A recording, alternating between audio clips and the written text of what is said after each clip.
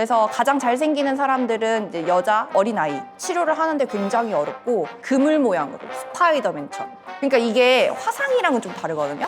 이게 또 몇십 년이 흐르다 보면 피부암이 생기기도 하기 때문에 점검을 해야 됩니다.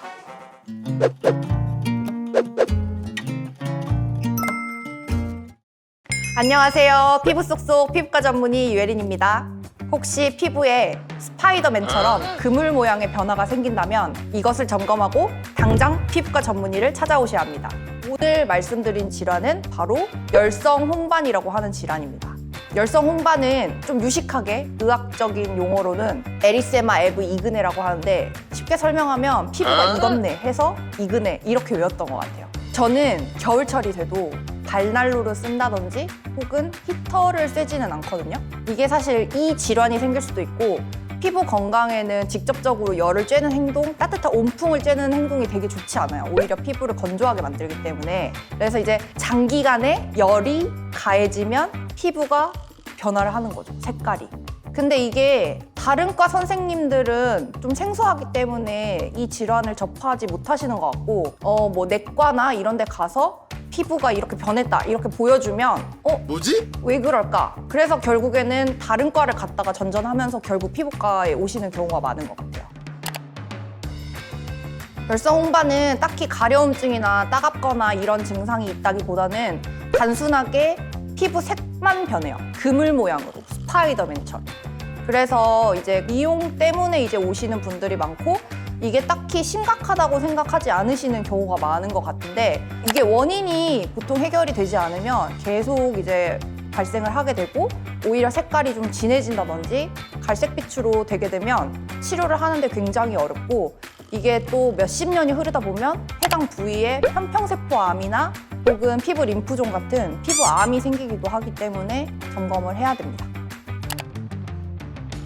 그러니까 이게 저는 사실 그 에리세마 에브 이그네라고만 알고 있었는데 비의료인들이 얘기할 때는 외국 사람들은 토스티드 스킨 신드롬이라고 하더라고요. 그러니까 피부를 토스트처럼 구웠다. 그러니까 그래서 그런 증후군이라고 불리는 것 같은데 가장 제가 많이 봤던 케이스는 사무실에서 너무 추우니까 발난로를 틀잖아요. 발난로를 틀면 여기에 이제 장기간 노출이 되면서 다리에 생기는 그런 부분을 가장 많이 봤던 것 같고 그리고 노트북 작업을 하잖아요. 허벅지에 올려놓고 하거나 그렇게 오랫동안 작업을 하다 보면은 허벅지에 생기는 경우도 있고 혹은 여자들 같은 경우에는 뭐 생리통이 있다든지 해가지고 배에 온찜질을 하거나 하면 배에 생기는 분들도 있고 되게 다양한 경우가 많은 것 같더라고요. 그리고 차 엉뚜를 통해서도 발생하는 케이스가 보고된 바 있다고 합니다. 나도 엉뚜하는 거 되게 좋아하는데 나도 좀 충격받았어요. 그러니까 이게 화상이랑은 좀 다르거든요. 화상 같은 경우에는 고온에 직접적으로 열이 딱 가해지면 부풀어 오르거나 빨개지거나 물집이 생기거나 하잖아요. 근데 이제 이 질환의 특징 자체는 43도에서 47도 뭉근한 열로 수비드 하듯이 피부를 계속 열을 가해주면 그것 때문에 이제 혈관이나 탄력 섬유의 변화 때문에 생기는 거예요. 이건 가장 중요한 거는 사실 예방이 가장 중요하고요. 이제 생겼다고 하면 초기에 원인을 해결을 하고 그리고 치료를 받는 게 굉장히 중요해요. 그러니까 초기에는 붉은 모양의 그물만 생기거든요. 그러면 그때 이제 혹시 내가 뭔가 열이 가해지고 있나 이걸 점검을 하고 그거를 중단하는 게 굉장히 중요하고 그리고 붉을 때 오면은 보통은 바르는 치료제로만도 치료가 돼요. 근데 이제 이게 만약에 갈색이 되고 뭐 1년, 2년 이렇게 오래되다 보면은 까맣게 색소 침착이 생기거든요. 그거는 이제 그 피부 안에 내부에 섬유나 이런 것들이 변화하기 때문에 그럴 경우에는 보통 비가역적, 그러니까 치료가 좀 어렵고 뭐 토닝 레이저나 이런 거를 해도 좀 오래 치료해야 되고 가성비가 굉장히 떨어질 수 있습니다. 발난로를 만약에 틀게 되면 최소 30cm 정도의 거리를 두고 하고 당연히 맨다리보다는 옷을 입어서 좀 이렇게 보호를 프로텍션을 할 수 있는 것이 좋고 그리고 노트북 같은 경우에는 플루? 펜?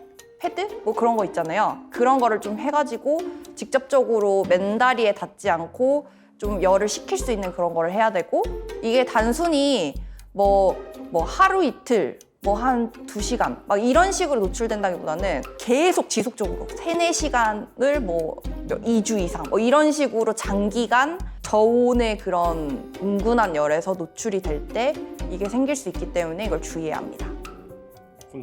훈제. 그러니까 토스트, 피부 토스트. 그러니까 이름을 참 잘 지은 것 같아요. 이게 색깔도 노릇노릇하니 네 천재인 것 같아요. 누가 지었을까? 우리나라에는 근데 피부 토스트 증후군 이렇게 쳐보니까 딱히 나오진 않더라고요.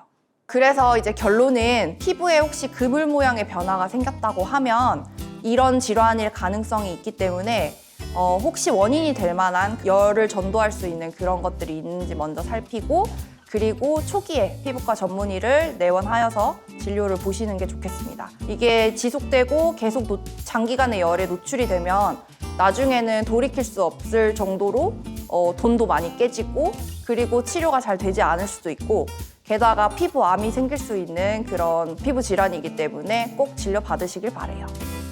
이상입니다. 안녕.